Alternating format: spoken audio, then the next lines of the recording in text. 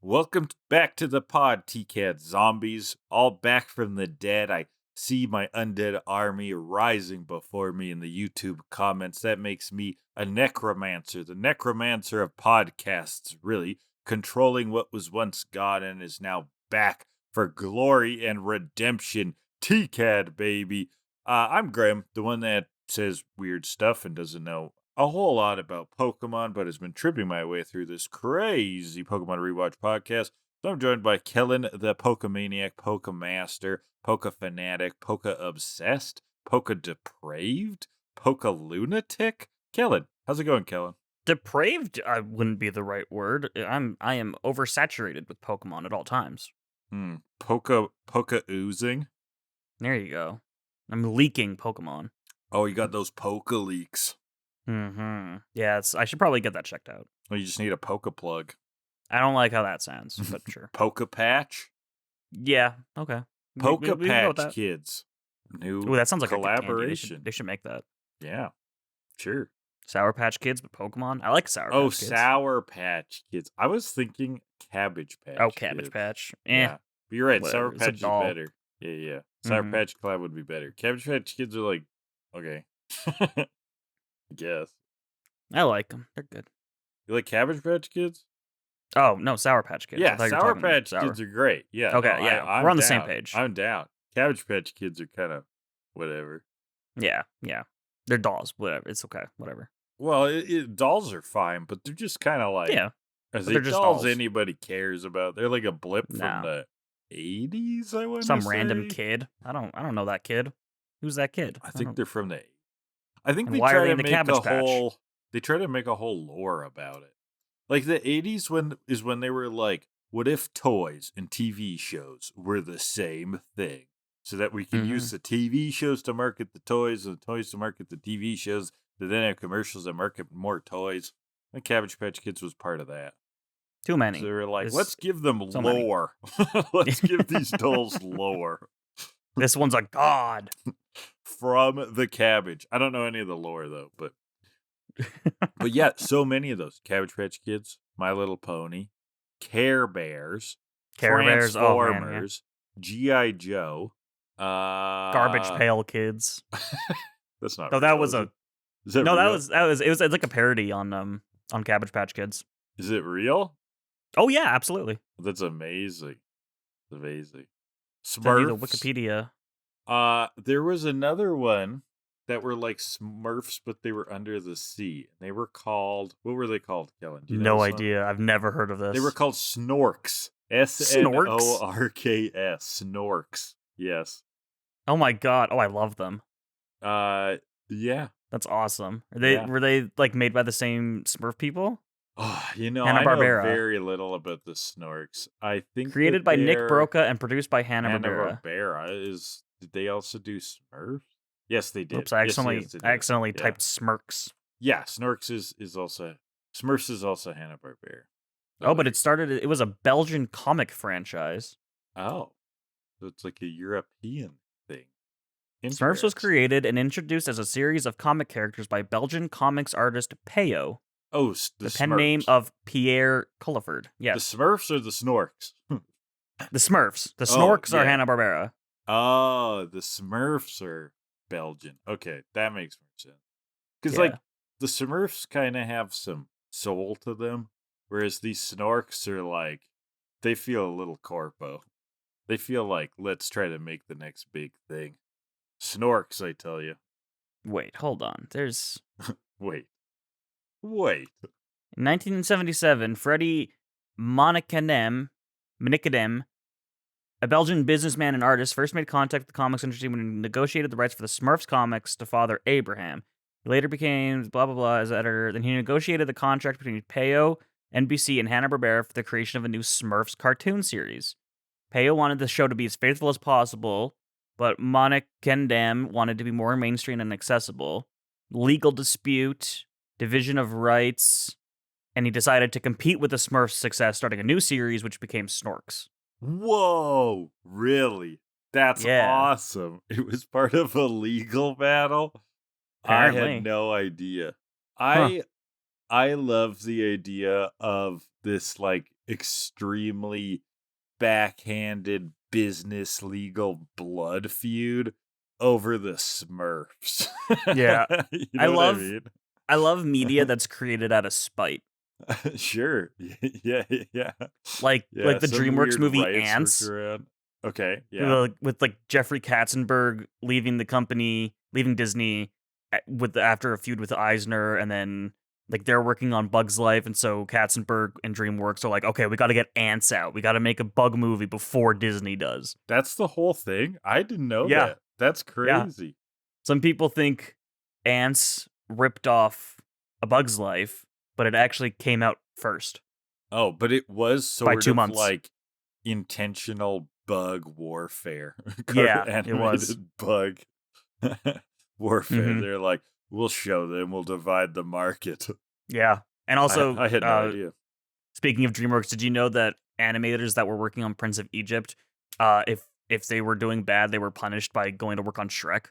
I thought you were gonna say like by having to build actual pyramids. No, they had to go work on No, Shrek. I did not know that. Shrek was like the B team.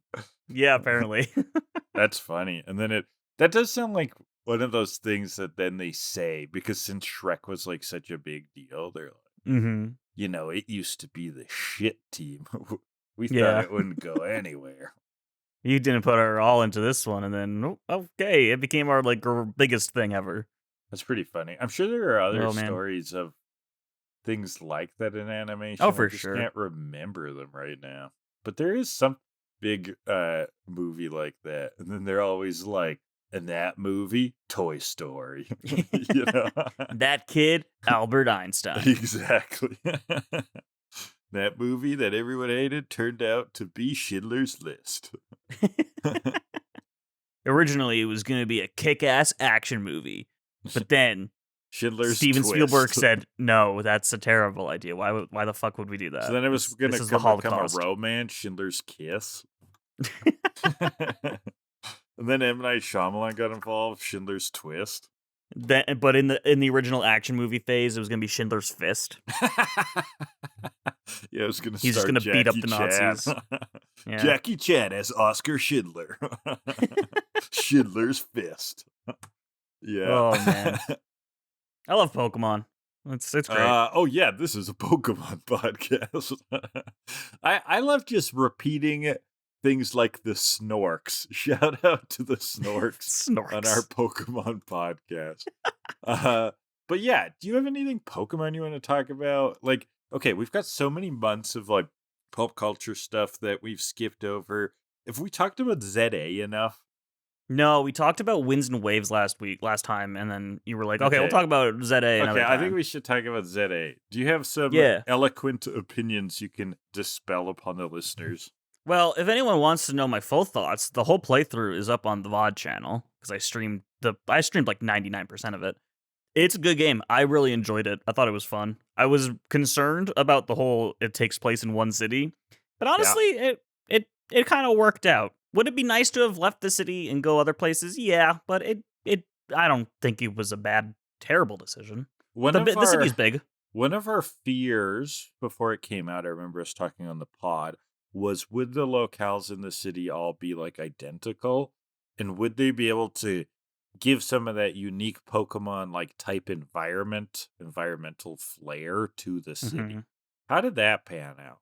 It's interesting because the city does feel very similar. Like, I don't know where I am most of the time. Okay, that's not as you- great, but yeah, No, continue. But Yeah. as you progress in the game, more wild zones become active Okay. where wild Pokemon are.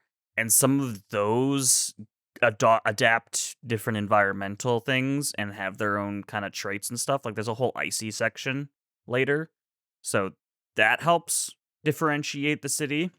But Okay, that's good. overall, it is one cohesive city, and thus And the feels similar. architecture's kind of the same. Yeah.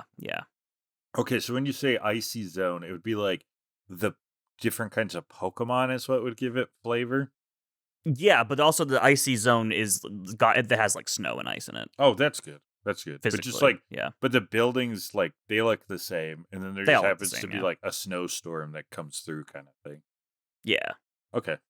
We had this dream of something almost like the third Pikachu short, for the Entei movie, where you would have these like very alive, distinct areas of the city, right? Like, oh, we Mm-hmm. could go find like the Pokemon refugee camp. Remember, I swear there's a Pokemon refugee camp in that movie, and you could go like chill there.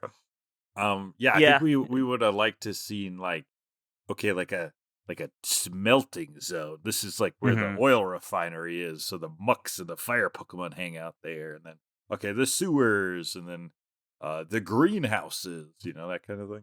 Well, there are sewers in the game. You can go in the sewers, which is cool. Oh, that's nice. Is it full of Yeah. Rattata? I don't think no Rattata's not in the game, but it's got like Rattata's what not in what's the got in there? game. Oh yeah, it's like Why would Pokemon. it be in the It's game? Pokemon Z, It's in right? France. What is the Rattata of Pokemon X and Y? Bunnelby. Okay, is it full of Little bunny. bumblebees? No, it's full I'm trying to think. It's full of ghosts, I think. It's got a bunch of ghosts. Oh, it's a creepy sewer. Mm-hmm. Sewers are either creepy or gross. Pick one. I thought if a sewer was creepy, we called it a crypt. No, I guess that'd be like a No, that's dungeon. dead people. Yeah, you're right. It's It'd be got like a skulls all dungeon. over the place. It's got ghosts and poison types mainly. That's what it is. A couple dragons.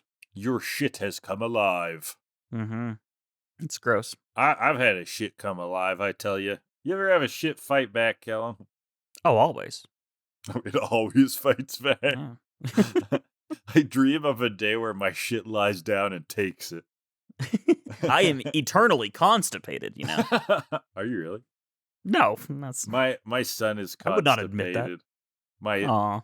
child. Isn't that funny that you can like say things about like a baby on the air? It Mhm. kind of doesn't matter because like he's Yeah. not gonna remember it. You're not gonna remember it. It's like babies get constipated all the time. Yeah, it's But different if he's a teenager. or even like a kid, but like Yeah. a baby, you're just kind of like, yeah, As a baby. Yeah, babies are- What's he gonna do? babies are such volatile mechanisms. Anyways, Mhm. things get plugged, things get jammed, things are always spitting up and out. Anyways, Yeah, we're shoving that kid it's full of gross. prunes. See what happens. Anybody got any baby plumbing tips? Leave them in the comments. How do you flush a baby? It's like Very flushing a carefully. radiator. I don't know how to flush Yeah. a radiator either. I don't know what that means. Basically, don't even know what a radiator is. No. It Is does that a like part of a heat car? People are like, flush the radiator. or something. I don't know. The only thing I flush is a toilet, man. I don't know what you're talking about. Amen, brother. Yeah. Okay. That was barely Anyway, a ZA ZA. review. Yeah. Yeah. So what else do you think? Well, I think the gameplay was fun. I cautious about the real-time battles, but Mhm. they're very fun actually. Okay, so battle system was cool. Battle I'm gonna system's see cool. that brought forward in the games. I'm assuming that's not gonna touch the main line, No, but like I don't think more so. Legends material, right? Yeah, I prefer the turn-based. There's just more strategy you can do. But the real time is a nice change of pace for a side game. If they did it in another Legends game, I wouldn't be upset. What would be the next location for a Legends that you'd like to see? Because we got what was it Hoenn or Sinnoh the first one? Sinnoh, ancient Sinnoh. We got and now ancient Sinnoh. Now we Lumiose. got modern XY, whatever that's called. What's that region called? Kalos. Wow, I do not remember that one. I've even played that game. Okay, modern Kalos. Yeah, what would your next locale be? I think it'd be cool to go back in time in Galar to the Mhm. darkest day Mhm. and see what that was all about. Is that something referenced in Sword and Shield? Yeah, and hopefully the game would be better than Sword and Shield. Because Sword and Shield was like not very good. Okay, I'm interested So- in that. Could that be like a medieval Pokemon? I think it would be more You know how medieval, like yeah. ancient Sinnoh was like feudal Japan, so this would be like Mhm. medieval Europe. Yeah, Pokemon. that'd be That'd be cool. awesome. Yeah. Knights on horses, that'd be sick. Ponyta. Mm-hmm. Ooh, that'd be fun. Yeah, but how could you do that without it being gory? Right. He's just Well- chopping limbs. We have yet to have an M-rated Pokemon game, so let's Well, let's you try know it. what would happen is two knights would like roll up out of their castles, be like, "Holy crap, you French knight! I'm gonna kill you for the honor of my king." And then they would have a Pokemon duel. No, the screen would go black because they didn't want to animate it, and we Uh-huh. would return, and they'd both be on the ground. Oh, sure. Yeah. Yeah, With no limbs. no limbs. 'Tis but a flesh wound. Yeah, it's just the whole thing is just full of Monty Python references, of course. Yeah, absolutely. That Pokemon and the Holy Grail. Let's do it. That's what it should be called. Or Pokemon The Last Crusade. The Last Crusade. Pokemon Legends. Gotta catch them all. Yeah. Gotta vanquish them all. Yeah. Gotta kill the heretic. All. Also, the new Megas. I like the Megas. I'm just glad that they came back. Okay, any standouts? I Phalanx, remember when easy. Victory Bell was revealed. We were like, whoa. Mega Victory Bell's pretty cool. Mega Phalanx is just hilarious because they form a sword fighter guy. Mhm. It's that one's fun. Let's see, what else was there? What were the cool ones? Starmie is hilarious because it just gets really tall. Oh, it's kind humanoid. of freaky looking. It's me, creepy, right? and I love it. It's like I think it's stretched hilarious. out, kind of uncanny. It is Yeah. hilarious, but it is a bit of a shit post of a mega, isn't Yeah. it? Absolutely. I think they're sometimes trolling fans a little bit these days. Oh, absolutely. I'm here for it. I think it's They're funny. like, fuck y'all complain so much. Here's Starmie stretched out. Yeah, they trolled us with Mega Starmie. They trolled us with Dunsparce, which is just Dunsparce but longer. Right. When everyone wanted like a cool dragon thing, and they're like, uh-huh. "Nah, we're just gonna give it an extra segment." That's funny, and I'm here for it. Okay, I think we'll give more Zed stuff in the future, maybe. Unless there's more that you want to talk about. Nah. now. Yeah, I No, don't that's really fine. know what else to dive into. And we got a whole show ahead of us, so Mhm. we'll drip feed more of that in the future, maybe, if it's relevant. Yeah. But for now, we got a couple of bangers. And these bang. Well, actually, the first one, just fine. adequate. It's fine. Yeah. It's kind of necessary, but like whatever. The second one, this Chronicles episode was so fucking funny to me. Like, It was something else. Yeah. did you love it? Or It did was you hate it was good. I enjoyed it. I mean, think. I guess it's because I knew it was just gonna be kind of like filler. I went in with low expectations, and then I thought it was so funny. Very weird episode, but It was very weird. funny.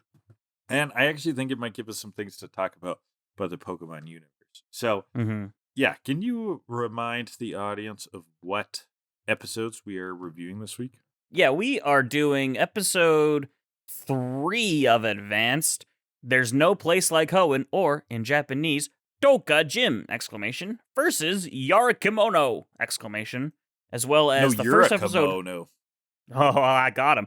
And Got also him. the first episode of Pokemon Chronicles, A Family That Battles Together Stays Together, which is way too long of a title. Mhm. In Japanese, Takeshi! Save Nibi Gym!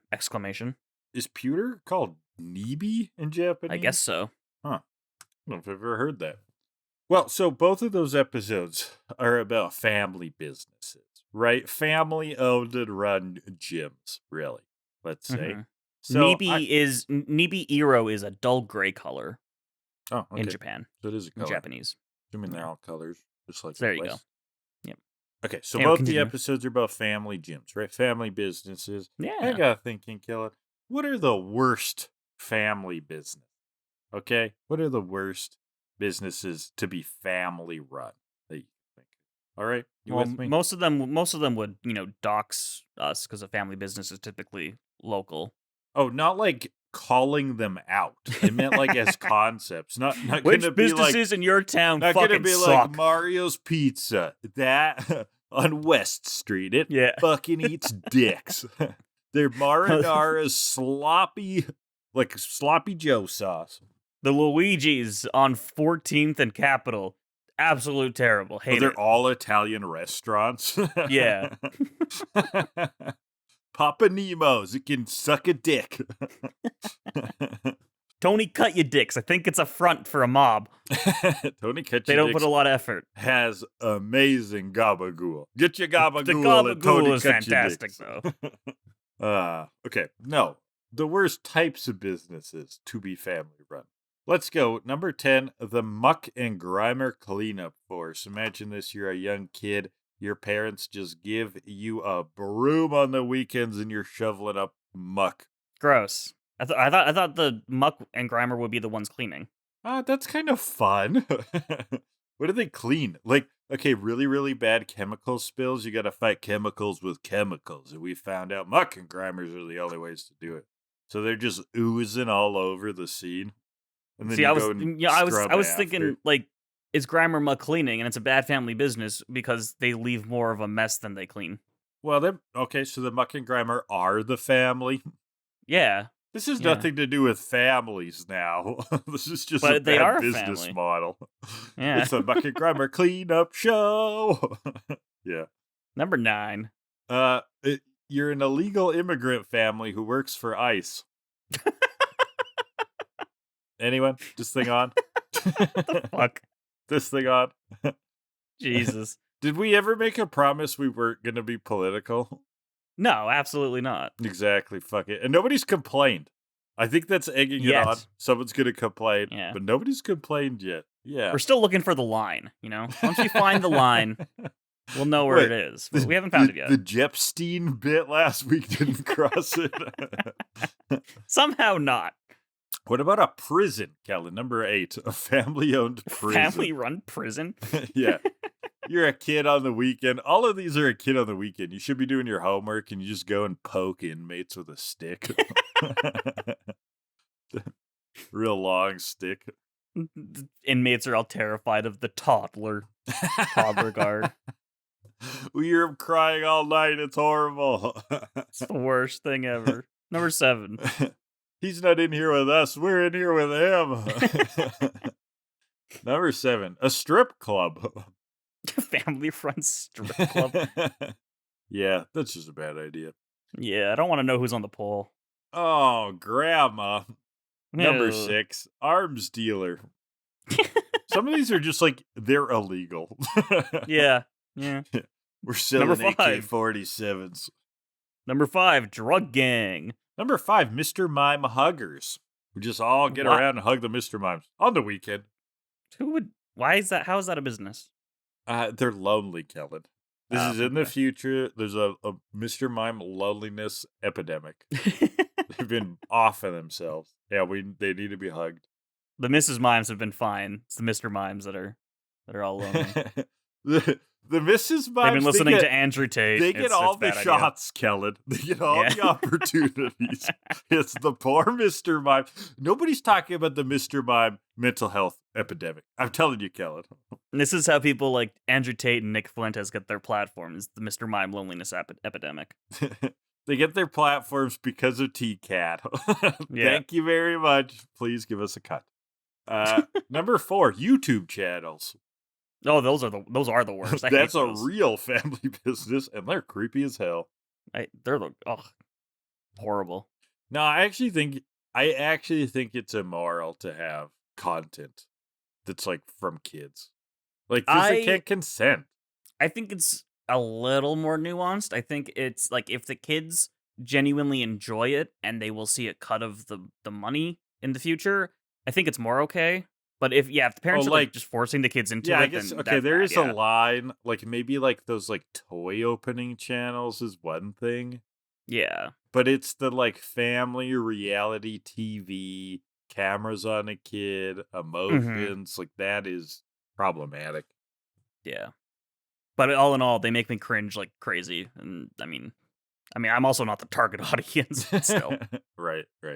I wonder if kids still like that content though. There was a while where kids were just eating it up. Like, yeah, probably. I think they would imagine themselves being in those idealistic families, which is also maybe kind of complicated. Yeah. Also very problematic and cringy. OnlyFans. Did you hear this story? There was some celebrity, I don't remember who this was, who was like, oh, my 13-year-old son edits my OnlyFans. Yeah, I think I saw that. That's How fucked up. fucked up is that? Gross. I don't even remember who that was, but Weirdo. Mm-hmm. Number 2, more illegal stuff, a drug empire.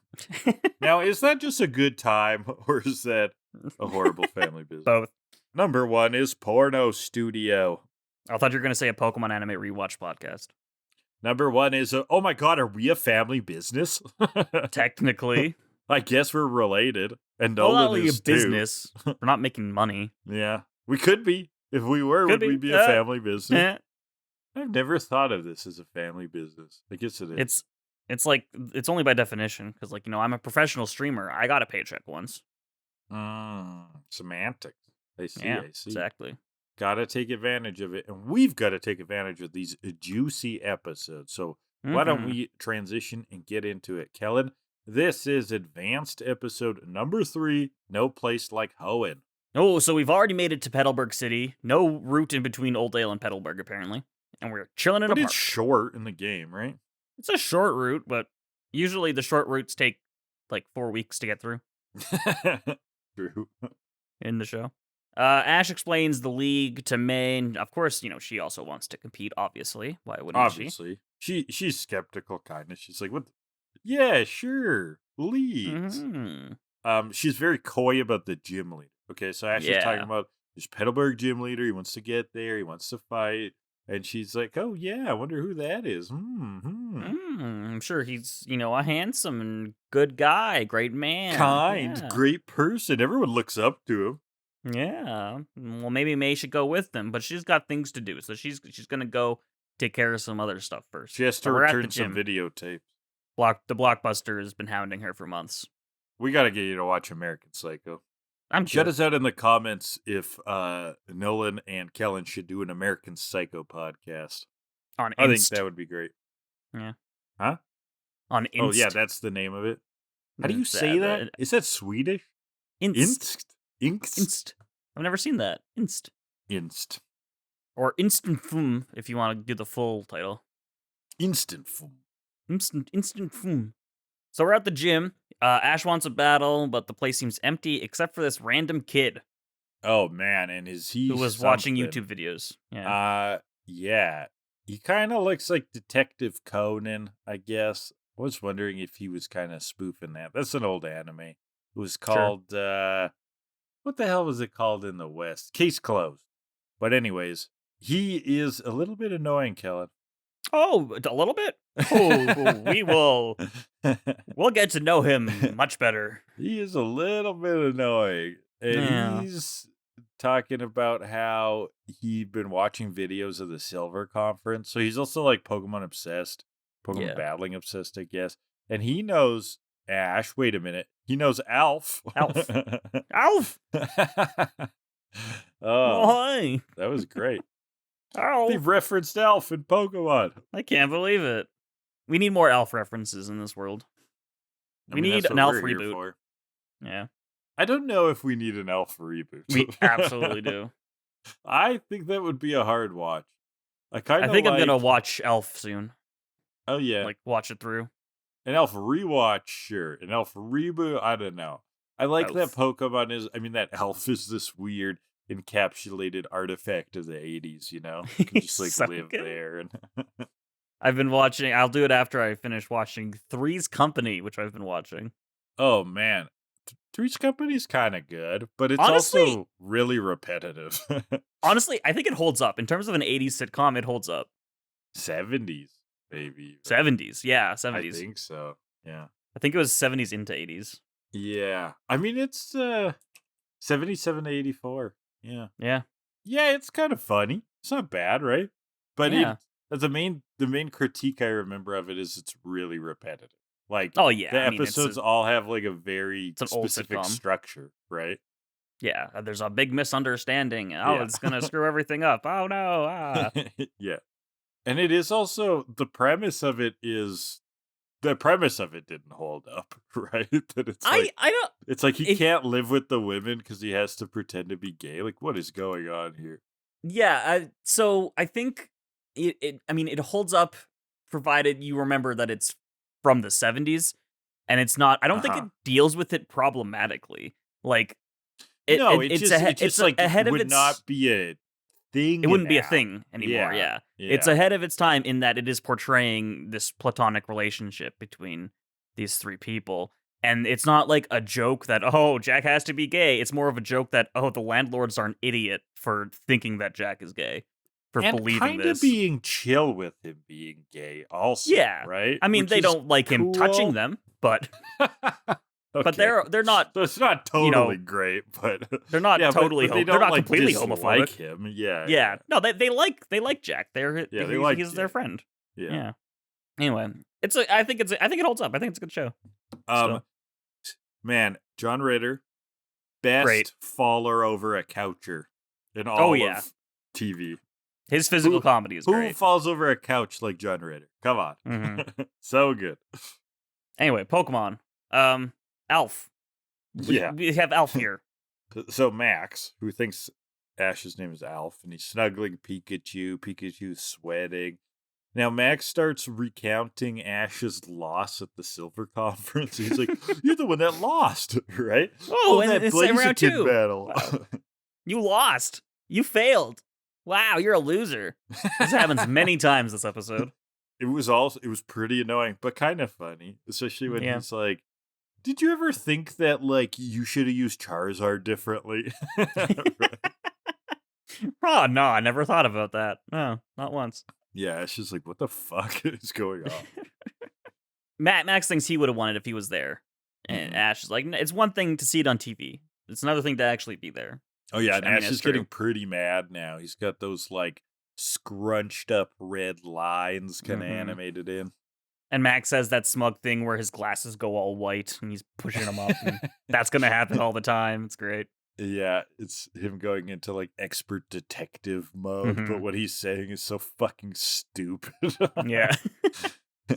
I haven't decided if I think he's funny yet. I think he's pretty annoying. He's kind of funny, but we'll see. Max so far is the character who's defined by all the theory, no experience.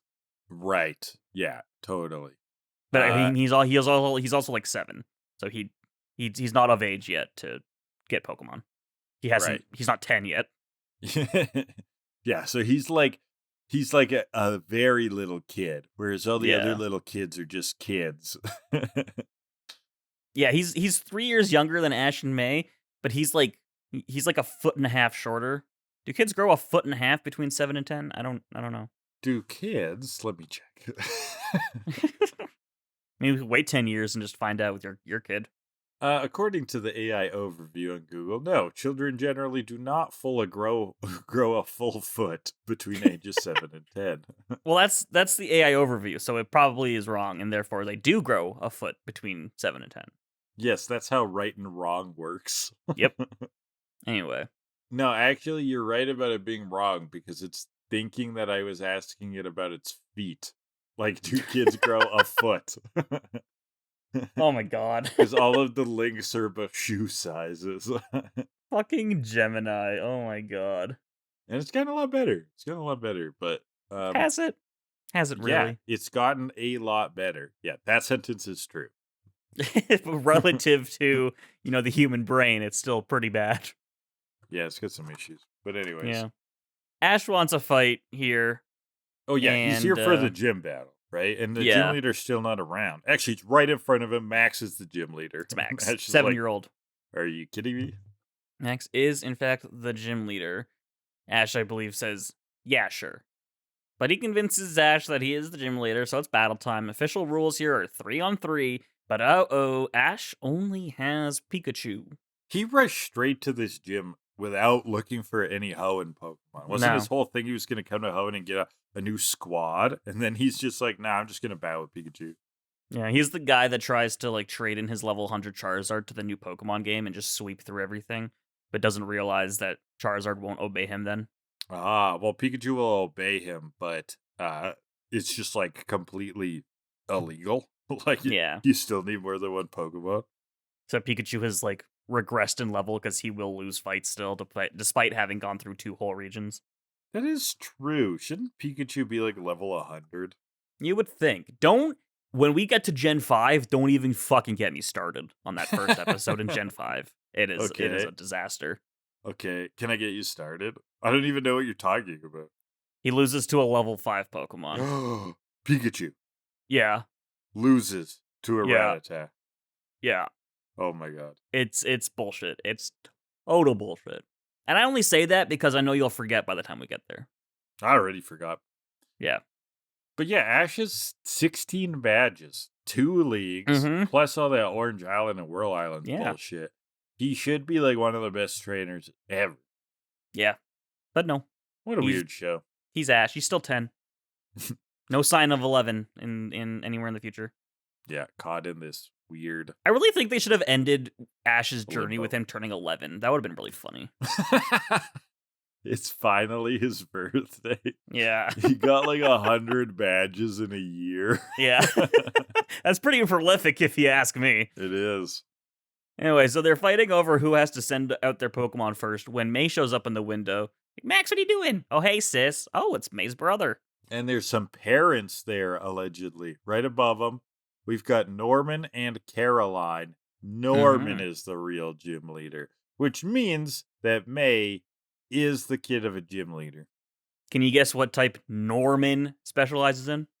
Let me guess. Norm sounds like form, which formalisms, math, and mathematics is of the mind, like psychic. He's a psychic leader.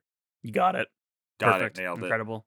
Yeah. Yeah, he's a normal leader. Yeah, he's normal. Yeah. Norman, normal, boo. Boo. Bring back Whitney. Norman's actually a great gym leader, I think. It's he runs with slacking in the games, so it's something that can actually be kind of tough, but we'll get there eventually. Miltank had its Miltank's a bitch too. Yeah. I'm just booing the name. It's just we could have done better than that. On the nose bad pun, isn't it? There's some pretty the gym leaders in Ruby and Sapphire. A lot of them are very on the nose names. Okay, I don't remember. We'll meet them, so that'll be fun. Yeah, they appreciate Ash bringing May home. Okay, I guess they just travel together now. And Max is still rubbing in Elf's loss this whole time. Yeah, we revealed that Norman's the gym leader, and after that reveal, Ash looks at Max. He's like, "And you're not really the gym leader, are you?" Ash, you like just said that Norman's the gym leader. Max can't be. What are we doing? What are we doing? It's that weird. I mean, that was a great detective moment. It's that weird kind of exposition where they're just explaining causality or like basic reasoning, right? They have to establish that Max was in fact lying about this. They couldn't let the kids just infer that. Now they did not say, and therefore Max was lying. That would be the next step. So, Pokemon, you're slacking. Ash should have called that out because the kids would not be able to figure that out themselves. Yeah. So we introduced the family to Torchic, and Max is like, "Why would you pick that? I would have gone with a Trico." Yeah. So Torchic attacks him, which was funny. Now, there's also this part in here where they recount May's bike getting zapped, and then Norman and Caroline kind of gaslight May. They're like, "It's not that big of a deal. Walking's great." Yeah. You don't need to buy a new bike. I'm like, really? Her bike got fried. That kind of sucks. Yeah. That would speed up this journey by like 3 times. It's better to walk. I'm like, biking is still healthy. Like, what are we talking about here? Am I the only one that felt crazy during that parental gaslighting? They just didn't want to buy a new bike. Yeah. They have the money. They just didn't want to. Oh, and they didn't want to take Ash to the cleaners, I guess. Yeah. So it's lunchtime. Ash is recounting his travels. Max wishes he could travel. Oh, he's so annoying here. I'm like, what the fuck? And Ash wants a battle. How many badges do you have? This will be his first. And Max is still getting on him about losing.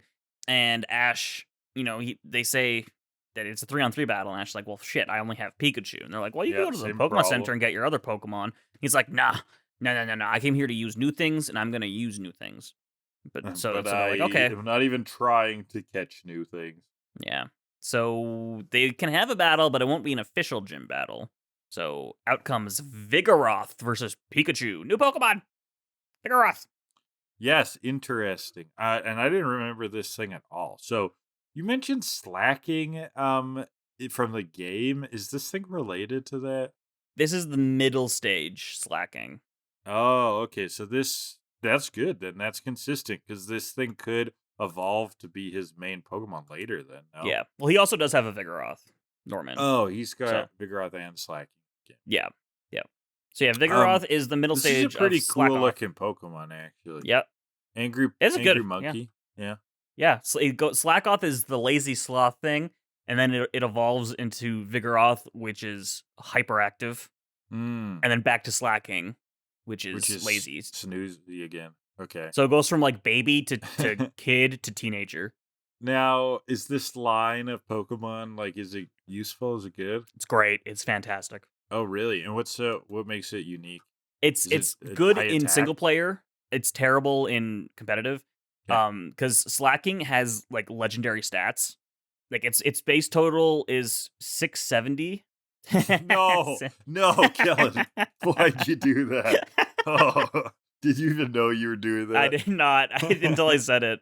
To compare that to Mewtwo's a 680. So it's Wow. legendary. It's got legendary stats, but its ability is Truant, which means that every other turn it can't attack. It lazes around, loafs around, as they say. So it does have a pretty big shortcoming, but that's Yeah. interesting. But I if guess you can like, get it off of it, ooh, you have an absolute monster on your hands. what do you mean get it off? If you can get Truant off of it. Oh, it's possible to remove that ability? There's a move called Skill Swap, which will swap abilities with the target. So if you're in a double battle, and this happens in the final fight against Evis in Pokemon Coliseum, if his Slowking and his Slacking are on the field at the same time, Slowking will skill swap Truant off of Slacking, so that Slacking can move every turn, and it becomes an absolute beast. Okay, and Slacking can just hit like a truck. And then Slacking can move every turn, and it hits like an absolute beast. Cool. That's interesting. Yeah, I'm not gonna lie. I kind of want to play a Gen 3 game again. But it's not good in competitive because anything that makes it known exactly what's going to happen with a Pokemon on a turn makes it bad. So the fact that it can only attack every other turn, like if you have Protect, you just Protect stall it out. Oh, it's super gameable then. Yeah, absolutely. Super exploitable. But in single player, it's really fun to use. Okay. Well, I mean, I like this. I like the look of this thing too. It's sort of giving, I guess, in theme kind of primate vibes, but very distinct from primate because it's looks more like a slashy monkey than a punchy monkey. Slacking has the highest base attack stat of anything that isn't a mega or a legendary. Oh, sick. Okay. Yeah. So it's very built around Truant. Its whole whole gimmick is Truant. It would be too strong without that. Exactly. That's how it's balanced. Okay, cool. And that brings up the fact that Gen 3 abilities have become a thing, which allows for far more strategy and that's brand with each new. Pokemon. That's brand new. So these are basically passives, right? Yeah, essentially. Okay, so something that just alters the Pokemon during the battle. Changes how they function. Yeah, it has some different properties. Okay, so back to the show. Vigoroth is this big monkey.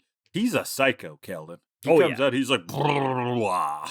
It's incredibly hyperactive, as I said. Yeah.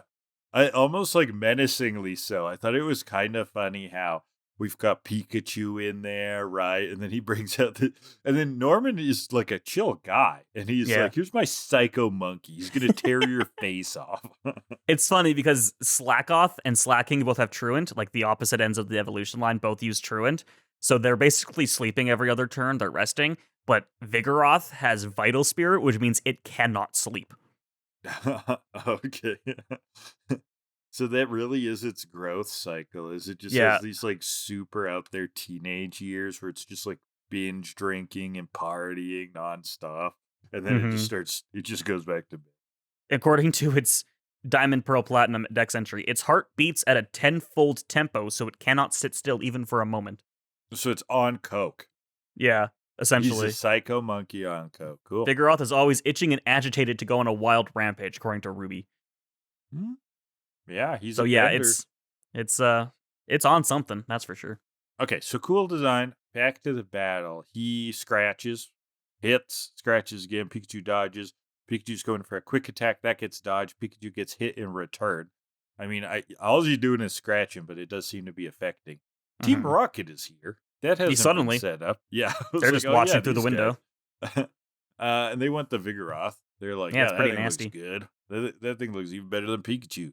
Totally Pikachu Thunderbolts, that gets dodged. Vigoroth scratches, then looks like a tackle or something, a slam, I don't know. Yeah. And Pikachu's down. Norman wins. Easy peasy. And then kaboom, explosion. Here's Team Rocket. Prepare for trouble from a hole in the wall. Make it double, you're in for a brawl. Team Rocket makes a mad dash, blah, blah, blah. Surrender to these great effects or prepare to fight because they have like a crank that's rotating a screen that makes it look like James is running, which is funny. That was kind of funny. Again, it was one of these chants where it was a funny bit they did, but it had nothing to do with anything. Absolutely, yeah. There's like nothing thematic here, but I guess it's cool. Mm-hmm. Caroline is just excited to meet more of May's friends. Caroline. Which is nice. The boys all think she's mighty fine. You know that song by Outkast? No. Mighty I know fine, Sweet I'll Caroline. get you there. Half the fine. You know what, Kellan? I had a dream. Not a dream. I had a daydream where I was like, I will sing that song. And Kellan will go, I don't know that song. I know Sweet Caroline. I knew you were going to say that. I work weddings in a white area. Of course I know Sweet Caroline. Oh, but you don't know Roses by Outkast. Caroline. No, the girl the boys all say is mighty fine. The only Outkast song I know is Hey Ya.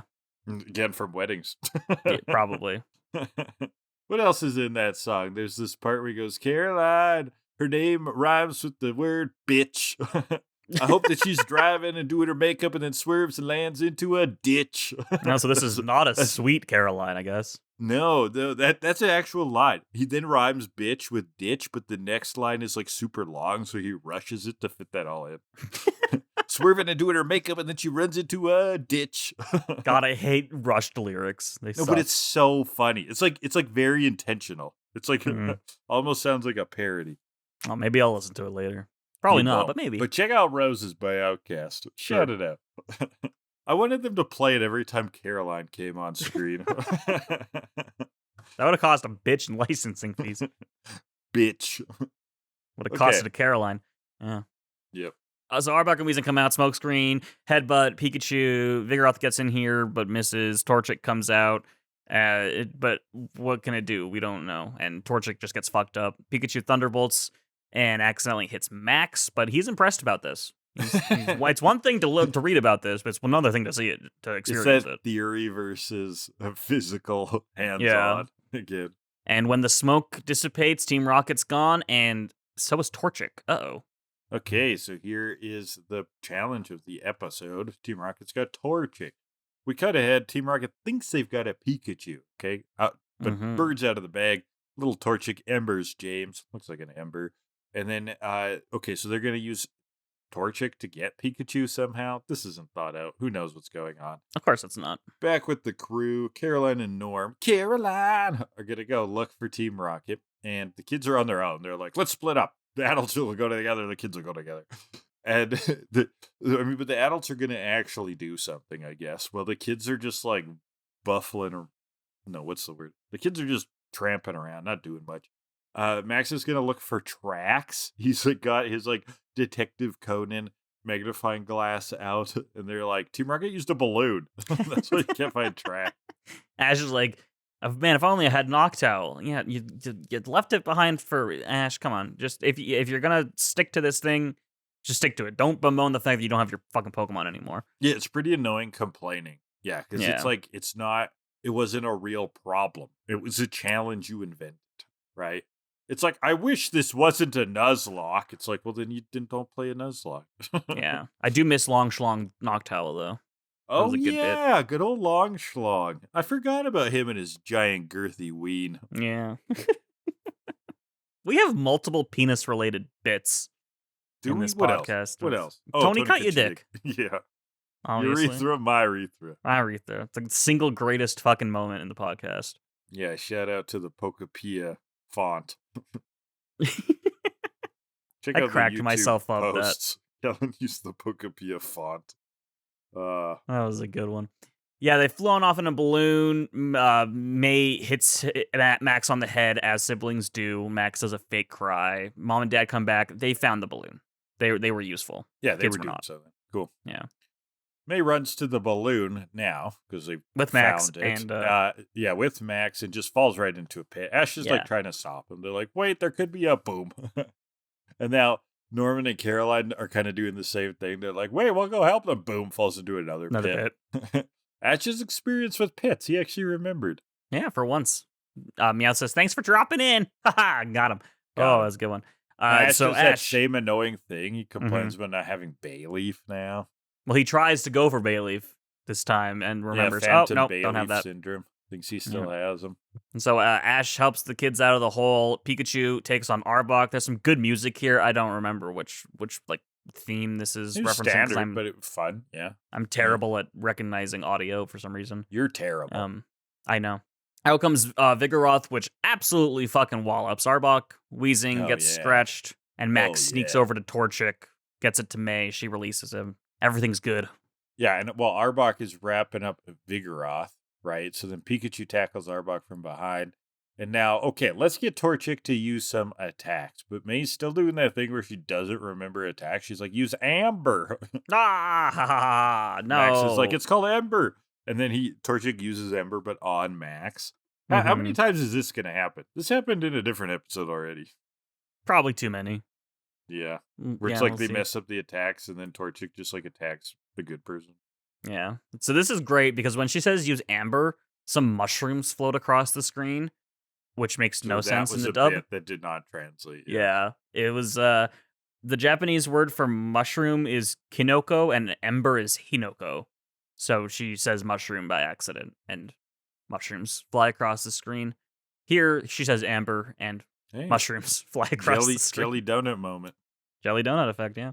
So yeah, then he says make it use peck, and so she tells it to use peck, and Torchic pecks Max's butt, which is good. I mean, the kid is getting his fucking comeuppance.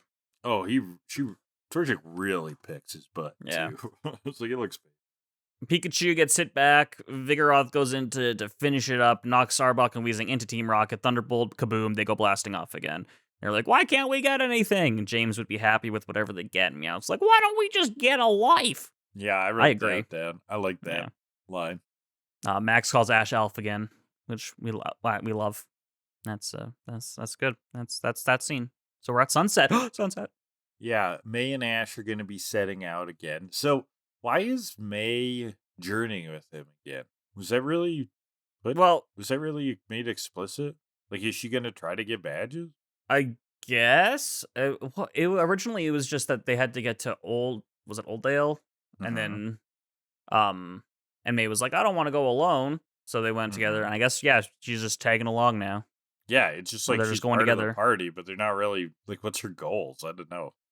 Really sad, currently it is to join the league, but we know that she does not particularly want to do that. So we will see what happens with that. I know what's going to happen, but something will happen with that. Okay.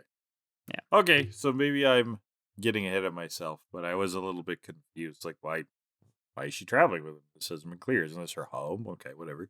But Max wants to travel with him too. Oh, God. I was like, okay. And then his parents are like, sure, take the 7-year-old. Great idea. Yeah, so I don't know what the fuck's going on with this family. So Norman gives them, Ash and May, each a badge case, this is weird because the Kids WB edit paints over a Pokeball logo with just a rectangle, which is a very unnecessary change. Yeah, why? I have no idea. That's strange. But he also gives Max a Pokenav. Yeah, and that is the device from the Ruby Sapphire games? It's basically the Pokegear. Oh, from Pokegear was Gold and Silver, and then Pokenav replaces it in Ruby and Sapphire. It's your map, thing with your the little calling gadgets, thing. Yeah. And so Norman suggests they head to Rustboro because that's the closest gym, and off they go, and that's the episode. Is it Gym 1 in the game? Yes, it is. Cool. All right. Well, let's 4-pour this baby. Oh my goodness, yes.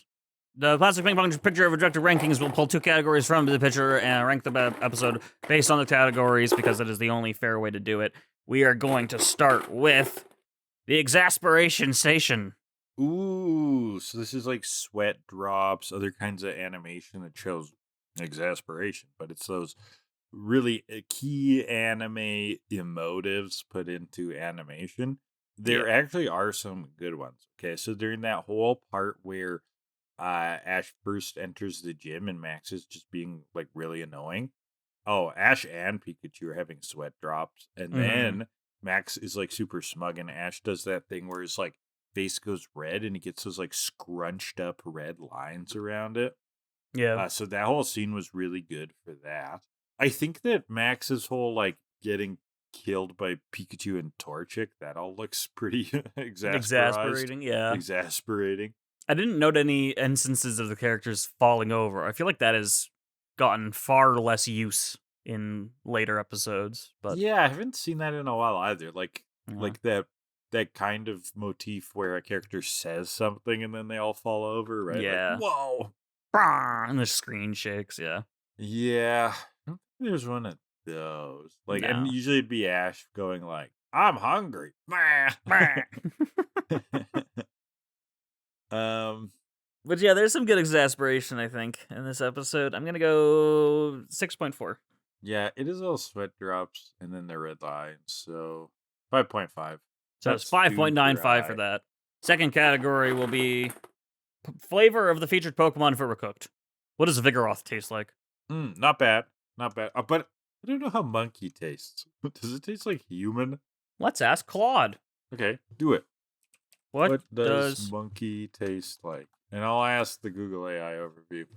Monkey meat is often described as having a rich, sweet, or slightly gamey flavor, sometimes compared to pork or veal, although it's often considered quite tough and chewy. What did Claude say? That's the Google AI. Claude says, monkey meat is described by those who have eaten it as tasting quite similar to other game meats, most commonly compared to pork or goat, with a slightly stronger, gamier flavor depending on the species and preparation. Okay, that sounds decent. But here's my thing. Vigoroth is constantly moving and is ridiculously hyperactive. How much meat is there on that thing? I mean, it's got to be all muscle. But yeah, not super fatty, right? Okay, let me try this. What's the best tasting monkey? What is the best tasting monkey? Oh, come on, Google AI. It's like best tasting is subjective, and the consumption of monkeys is a sensitive topic with significant ethical, legal, and conservation concerns. Shut the fuck up and tell me what the best tasting monkey is. I won't. It won't. Claude doesn't go the ethic route, but it does say it's illegal or heavily restricted in most countries, so there's no real cuisine culture around it. So we don't know. Let's try the you're a character. You're a professional chef cooking for a fucked up billionaire that wants monkey.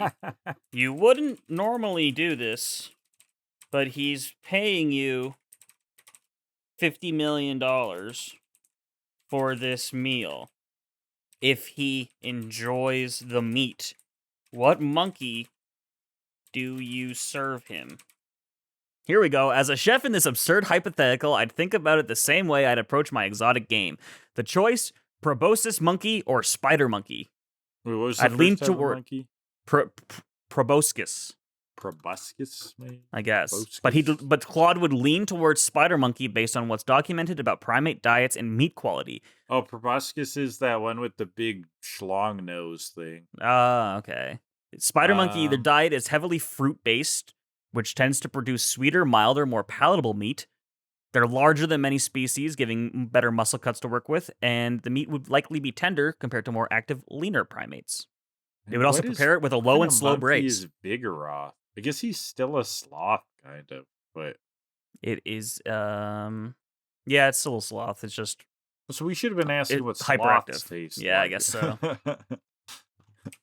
Well, we might as well be Alice in Wonderland because we've gone far down the rabbit hole, Kellan. I like this idea of just asking the AI, what the fuck does a monkey taste like? Sloth doesn't sound that good. Tough, stringy, gamey, strong, pungent odor and flavor. Yeah, that's what I got too. Strong wild pot roast. It could be good. I do like though that the Claude gave me how we would prepare the monkey. Low and How's slow that? braise, 12 Yeah. plus hours. Mirepoix base with tropical aromatics, lemongrass, Mhm. galangal, star anise. Reduction sauce from the braising liquid paired with something grounding, roasted root vegetables, maybe a mango component to echo the animal's natural diet. That actually sounds pretty baller. It And that does, makes yeah. sense. Low and slow. Get that low and slow sloth. Anyway, Claude made it sound pretty good. I want that Vigoroth stew. That mango Yeah. Vigoroth stew, baby. I'm going to go, I think it's above average. I still think it's probably not the best meat. I'm going to go Yeah. 7.2. Yeah, I'll go 6.5. I'm not super That's- in love with eating it, but like I would eat it's it if I had it's to. a very edible animal. Let's go with that.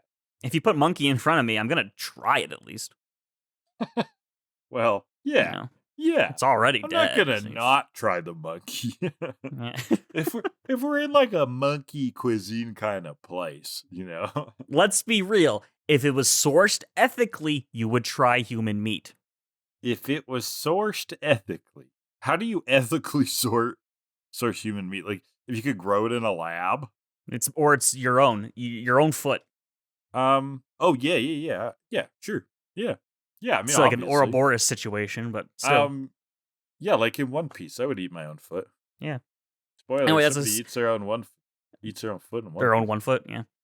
It's a One foot. 6.85 in featured Pokemon flavor. Overall, 6.4. Our best episode of Pokemon Advance so far.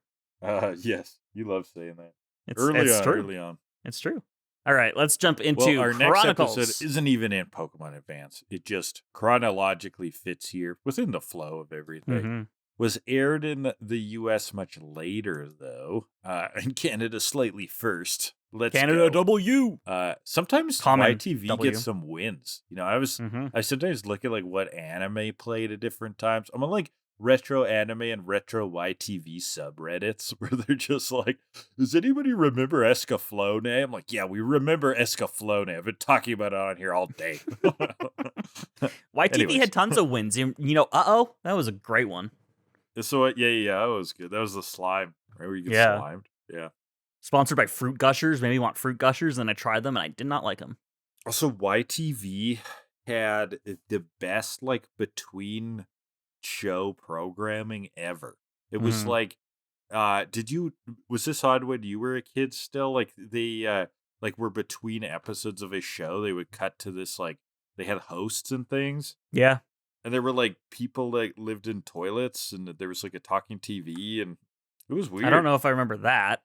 That's there earlier. was- That's with like Phil, and then next was Phil. like Sugar, and who was the dude? I don't remember. I remember Carlos. He was the guy Sugar on and YTV. Carlos. Yeah. Yeah. And now Carlos works for ET. So anytime I see him on ET, I'm like, oh, he made it. He did it. Oh, Look at him go. He does. Carlos did it. Tonight. Good for Carlos. We love Carlos. Oh, he has Mhm. 2 kids. Good for him. Good for Carlos. Yeah.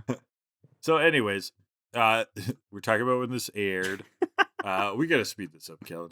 Yeah, this one's gone off the fucking rails.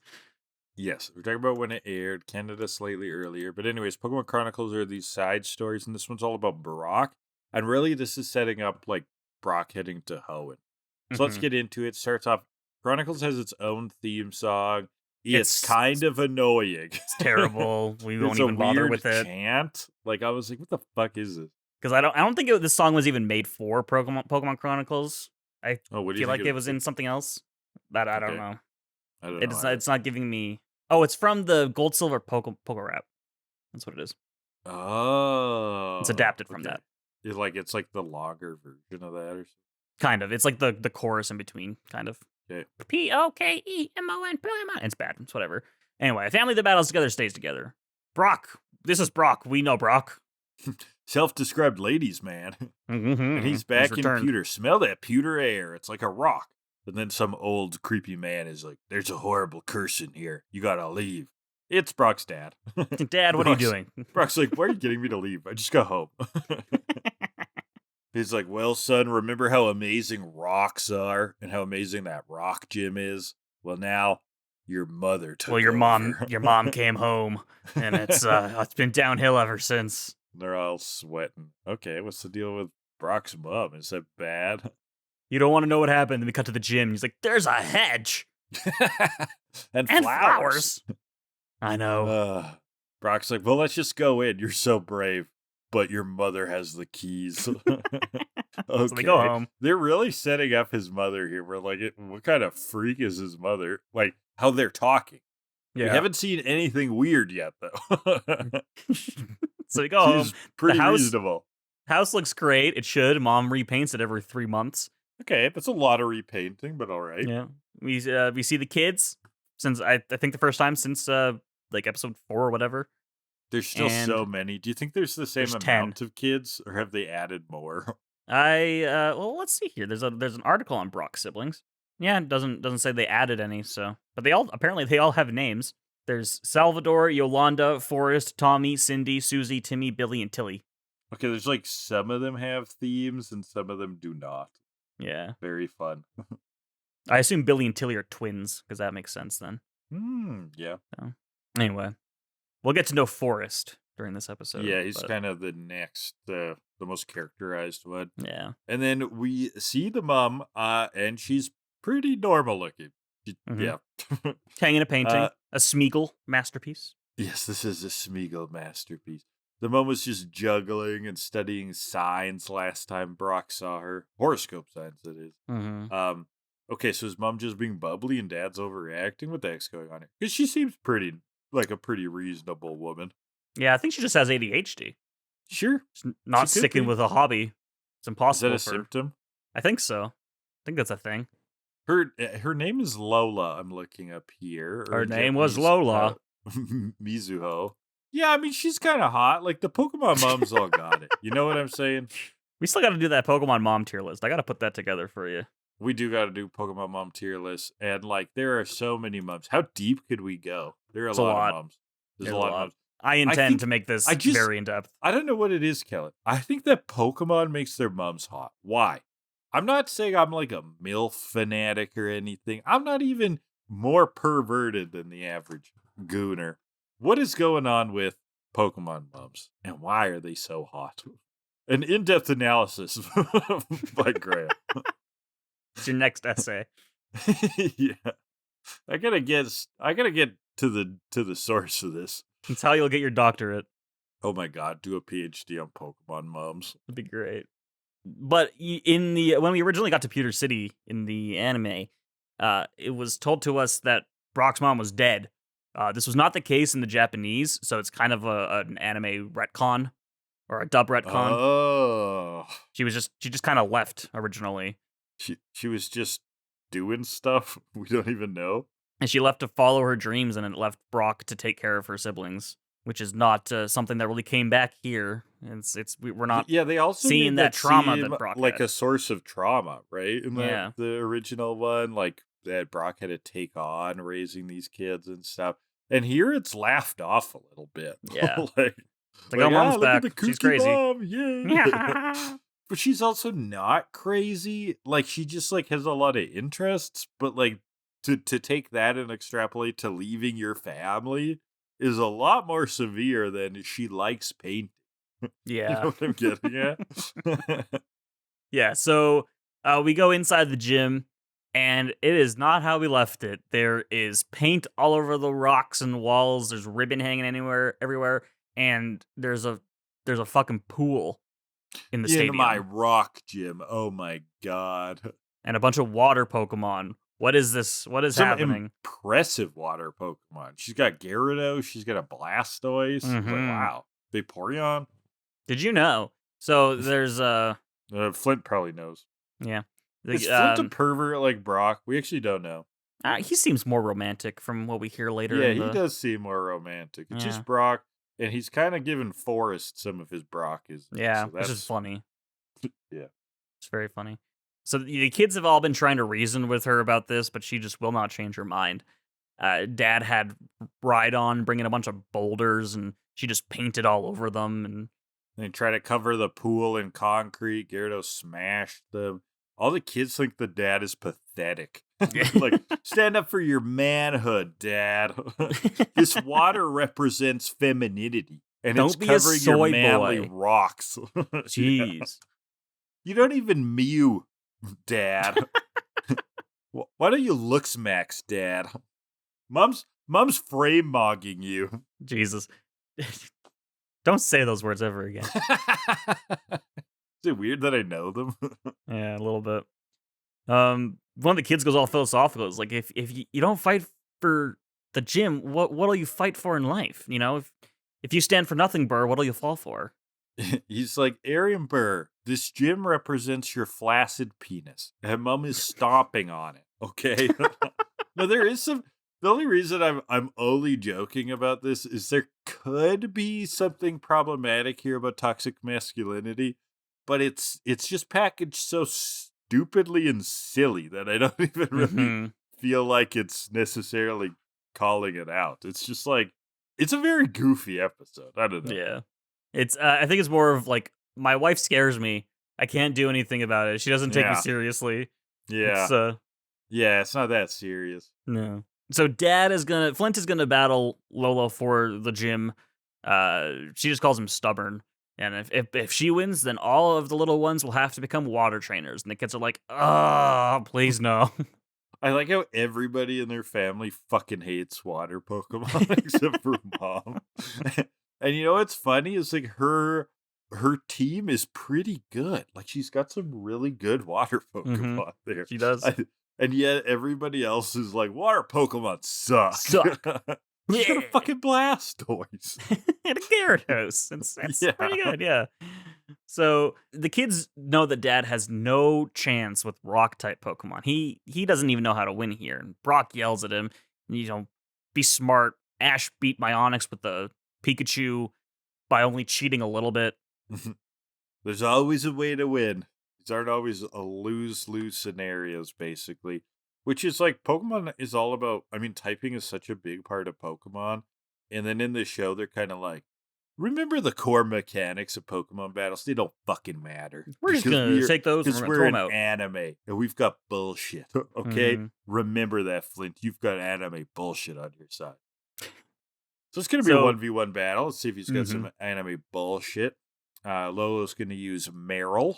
Okay. She's got way stronger Pokemon, but sure, let's go with Meryl.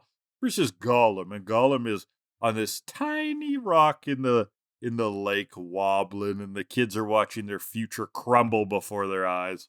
And goes for an earthquake to start, which was a good call. It's going to shake the gym to stir the waters to make Meryl not hard to navigate the waters. And a giant wave catches Meryl, and Flint goes, "Who's your daddy?" I know. I was like, wow. He said, "Who's your daddy?" in my Pokemon. The year of our Lord 2026. Ugh, gross. Well, in 2005 in Canada, in 2006 in the States. No, it's 2026 here now. And 2002 in Japan, first day. Yeah. Wow, they're 24 years behind us. That's impressive. Yeah. Daylight savings really needs to catch up. Japan is stuck in 2002. America's stuck in 1930. Oh, not getting political though. Not a politics podcast. Meryl does a surf atop a wave, and Golem sinks down. And Lola's like, "Oh shit, Blastoise, can you go help Golem, please?" I know the mom is taking this whole thing so not seriously. She's like, "Oh my god, poor Golem." She probably knows Golem really well. Yeah. So then we get a cut, and they're doing CPR on Golem. This was cute as heck, right? Like the Blastoise is. Doing the chest compressions to get the water out.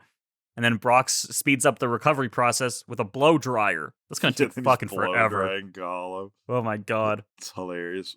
And Mom and Dad, they remember their first battle. Graveler died. They're now flirting so hard. Oh, yeah. They met in a battle, or reminiscing. Flip fell in love with her because she handles her Poliwag. She's like, "You said it's just because of my charm," or something like that. They're so bubbly. The way he commanded his Graveler gave her goosebumps. I love how you grabbed your rocks, Flint. I don't know what that means. But Brock is like, "What the fuck is going on?" And there's like roses being animated here. Brock won't have it. He's like, this shall not be a water gym. I'm going to battle you now. Battle her myself.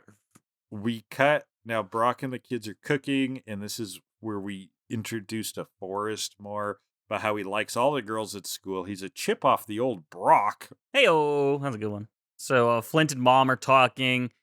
He thought she was getting bored of him, but no, she just goes through a lot of hobbies, but never lost interest in him. Oh, how sweet. But they're making the kids uncomfortable at the dinner table. They're so lovey-dovey. They're like feeding each other. Kids in the room.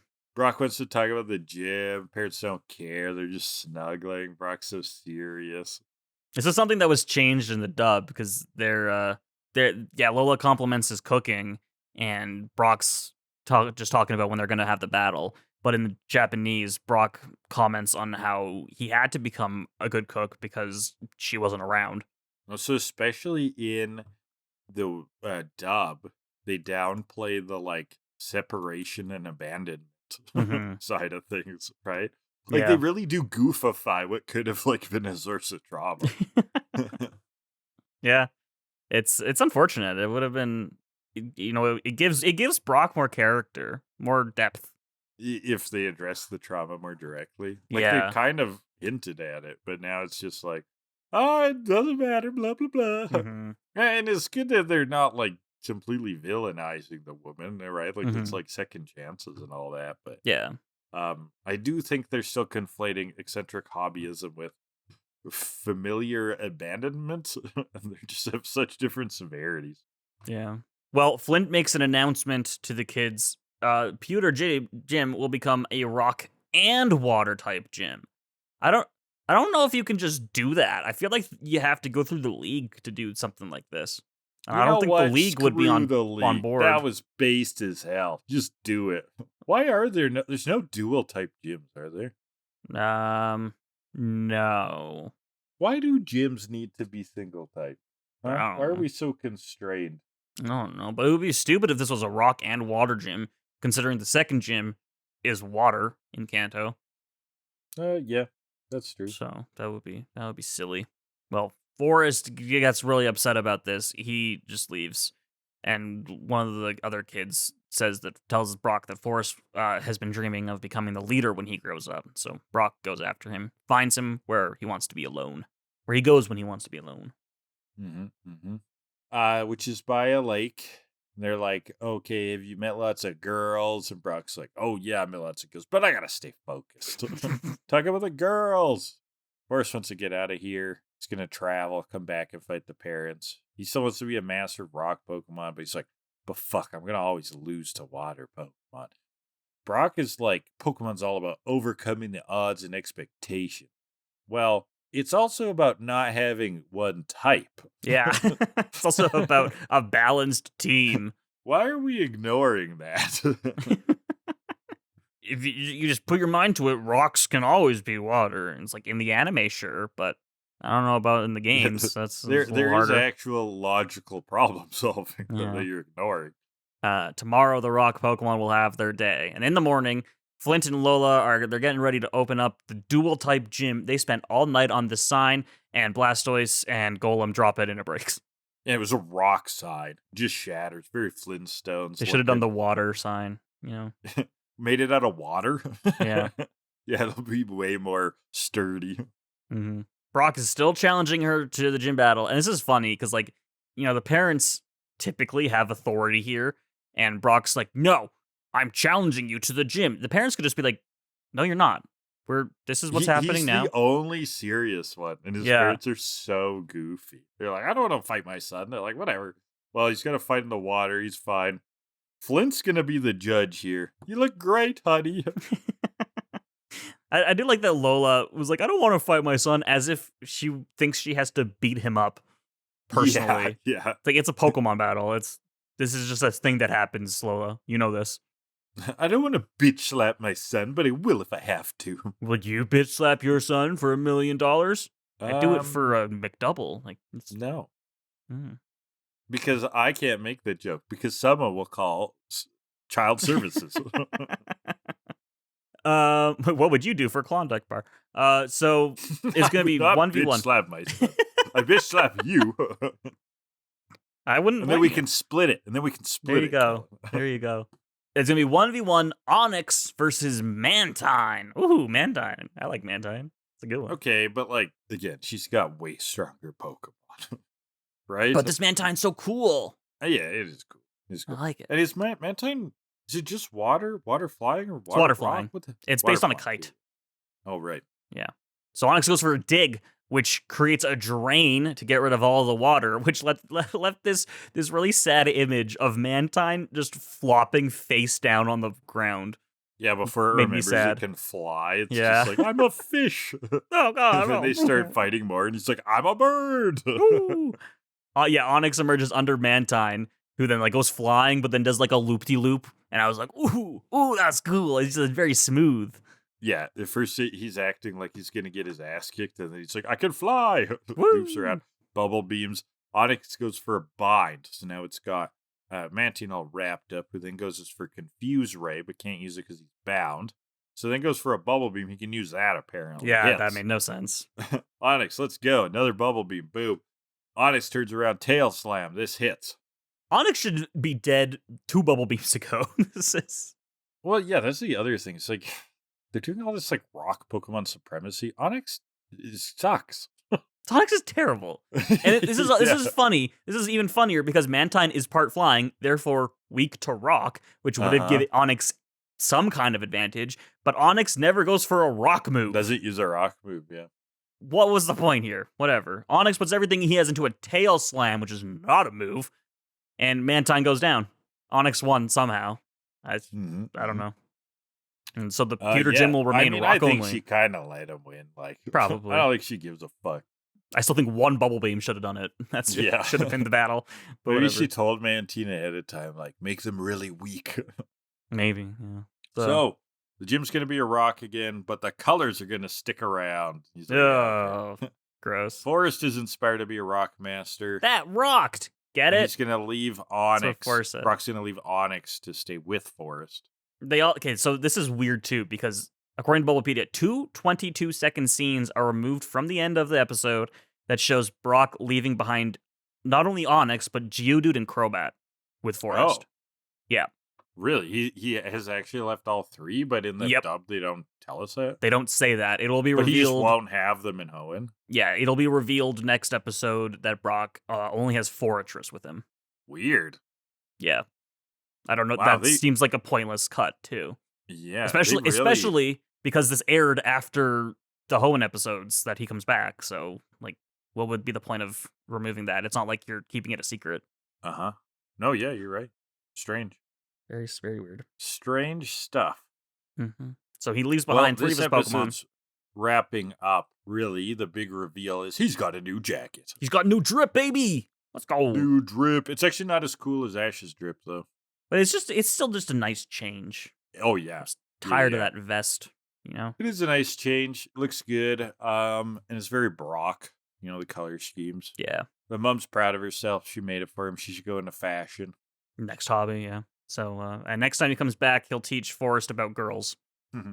Yeah, Forrest wins a battle. If he learns anything about girls. Brock's going to head to Hoenn. He's going to find Ash there. Yeah, and that's the episode. He did it. Cool. Yeah, I thought that was a funny episode. It was a very weird The more we talked about it, I'm like, God, that was goofy. But it was fun. I laughed. It was. All right, should we rate this thing then?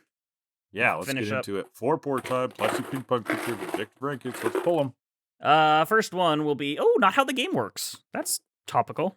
Okay. No dual type gyms. Yeah, no using. I mean, he should have died to Bubble Beam. Should have died to Bubble Beam. You can't dig to get rid of water. That's not a thing. Is there something about Gollum in the blow dryer? Blow dryer is not an item. Yeah, that's not a Poke Center. Any Pokemon in the game can battle on water. It's just mechanically it has to be a thing. So there's that. I'm trying to think. Is there anything else? I mean, these are some pretty big ones to me. I mean, this isn't necessarily not how the game works, but Onyx not using a rock move against Mantine just seems silly. Done. Yeah. I'll give you like a 0.2 for that. Okay. Well, let's take that into account. Yeah. I can't think of anything else. It's pretty good now, but yeah, I thought that was strong. It was pretty off game. I'm gonna go 7.6. 7.6. I was thinking 8.1, so I'm gonna go with that. That's 7.85 for that. We might be looking at another best episode of Advanced so far. So this isn't an advanced. Well, it's counting in the season of Advanced for the spreadsheet purposes. Yeah. Or maybe I can make it its own thing. Sweet sentences will be second category. I'll probably make it something, actually. Oh, sweet sentence. Interesting. So the way I'm taking notes now, I don't have, like, I'm not able to full down write down lines. Well, there's Who's Your Daddy? Yeah, there's Who's Your Daddy. There isn't the same.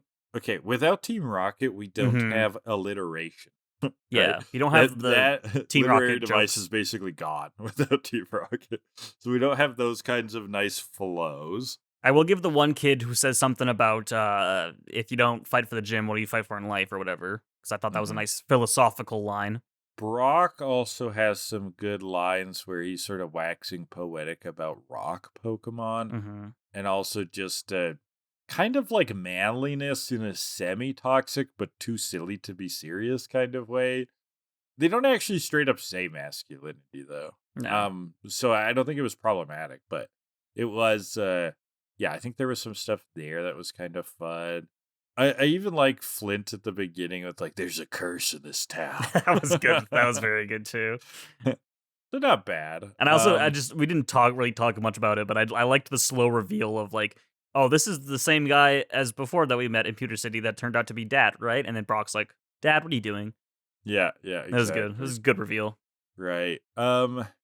Forrest says that rocked. Everything Lola and Flint say to each other that's lovey-dovey is actually really fun too. It's pretty good.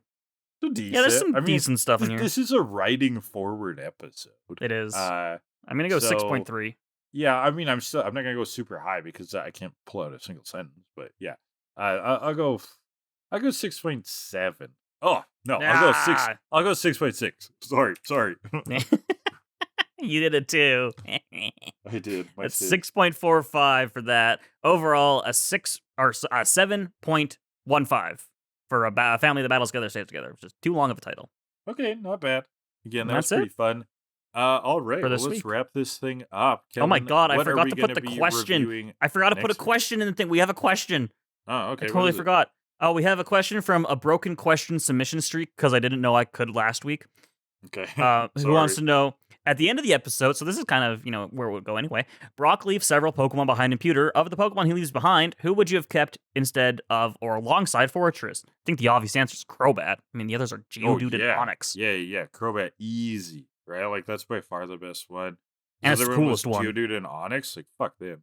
Yeah, whatever. I mean, if either of them were evolved, then maybe we'd have a discussion here. But it's Onix is like his ride or die homie, and he looks good in animation, so maybe that would be my next pick. But he sucks.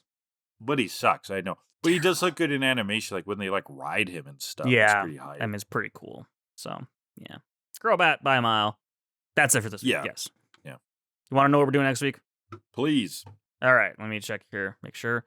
So, next week, we're doing the same thing. We're doing one regular episode and the next episode of Chronicles.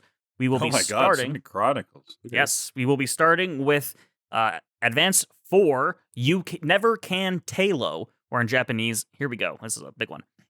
A lot of Tsubame, a lot of danger! Exclamation. Capture in Tauka Woods! Double exclamation.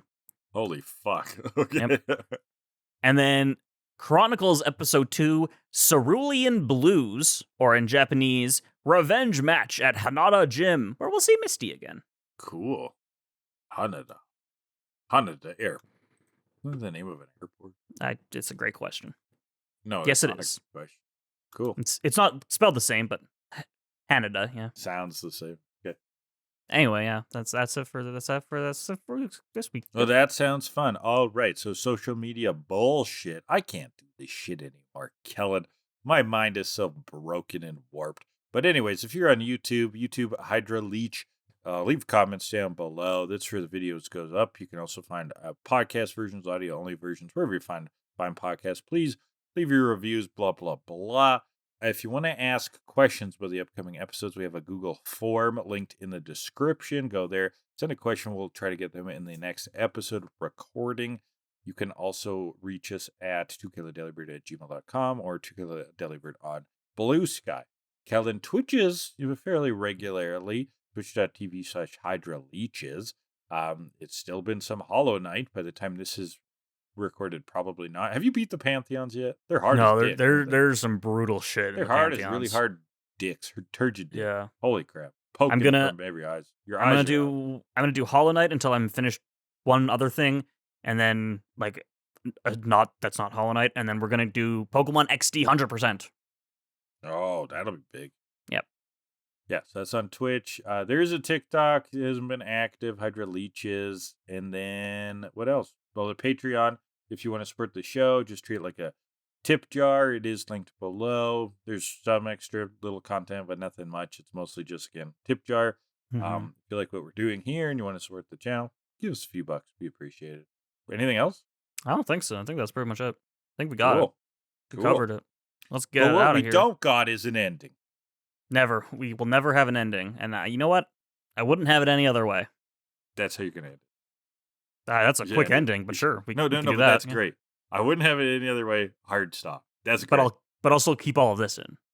Oh. Yeah. No! There, that's how how about I'll now? end it. Is it done now? But I'll actually end it there. Oh, no. How about now? Is it done now? Now it is. Now it is. Oh. Now I'll end it. Okay, that's good. How about now? And I'll end it there, actually. Oh.